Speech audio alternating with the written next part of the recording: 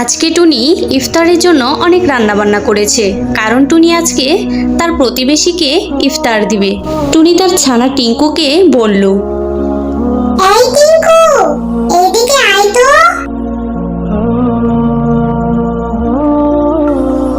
এই নে ইফতারের প্লেট, এটা নিয়ে গিয়ে তোর পাশের বাসার রিনা আন্টিকে দিয়ে আসবি। আর ইফতারটা তোর আন্টিকে দেওয়ার পর প্লেটটা সাথে করে নিয়ে আসবি কিন্তু। আচ্ছা আম্মু, আমি যাচ্ছি।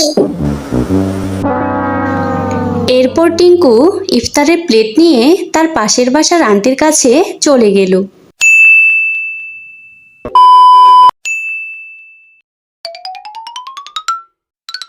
আসসালামু আলাইকুম আন্টি।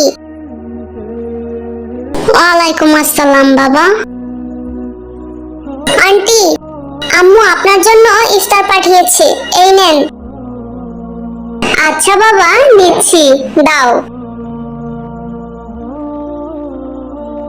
আন্টি, আম্মু প্লেটটা নিয়ে ইফতারটা দিতে বলছে।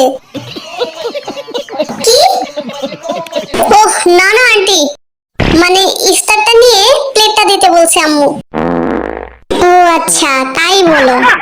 তুমি তাহলে যাও, আমি পরে গিয়ে তোমাদের প্লেট দিয়ে আসবো। না না আন্টি, প্লেট এখনই দিতে হবে, তা না হলে প্লেট ছাড়া গেলে আম্মু বাসায় ঢুকতে দিবেন আমাকে।